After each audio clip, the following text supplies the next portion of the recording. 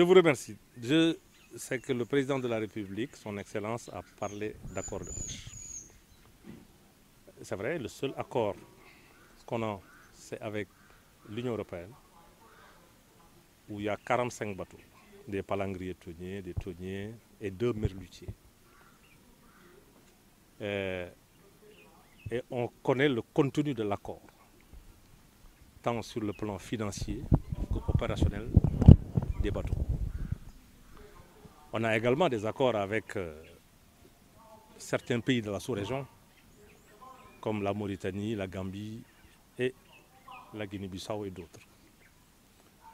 Mais mon problème, dans le discours du chef de l'État, il a parlé de Thiebouton.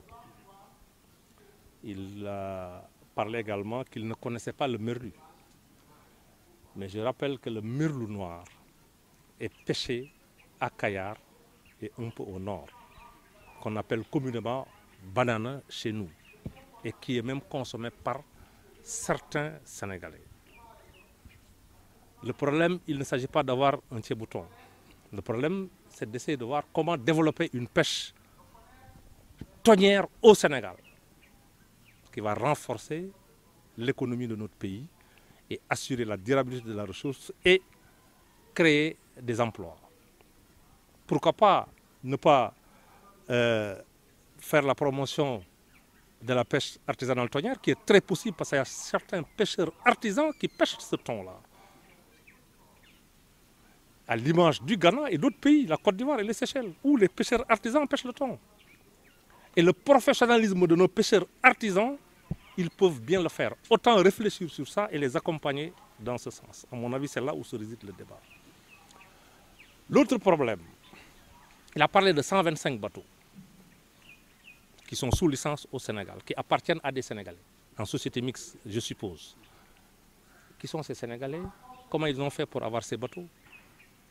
Et dans le rapport de la DPM de 2019, on nous parle de 195 bateaux. Au niveau du ministère, tantôt on parle de 126 et de 131. Quel est le bon chiffre?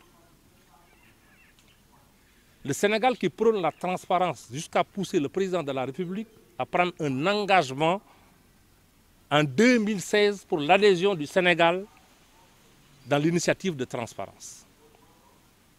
Mais le minimum de la transparence aujourd'hui, c'est l'accès à l'information.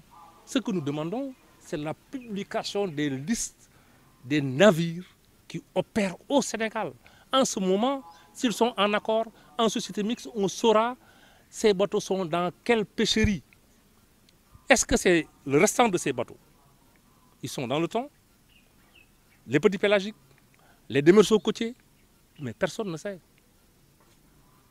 Et je vous rappelle que les démersales côtières ont été gelées depuis 2006. Et à mon avis, tout ce qu'on fait au Sénégal doit être en corrélation avec les politiques publiques. À travers le Sénégal, plan Sénégal émergent, la lettre de politique sectorielle qui ont défini 3 cadres. La gestion durable de la ressource, la restauration des habitats et la valorisation des produits halieutiques et en faisant la promotion de l'aquaculture. Mais octroyer autant de bateaux où la recherche est quasiment absente au Sénégal, parce que depuis 2015, on n'a pas fait l'évaluation de notre état des ressources halieutiques.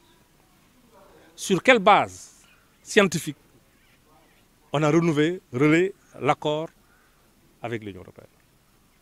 Quelle a été la position de nos scientifiques, de notre recherche? Même si c'est le thon. Parce que cet accord doit être évalué d'une manière scientifique, technique et même financière.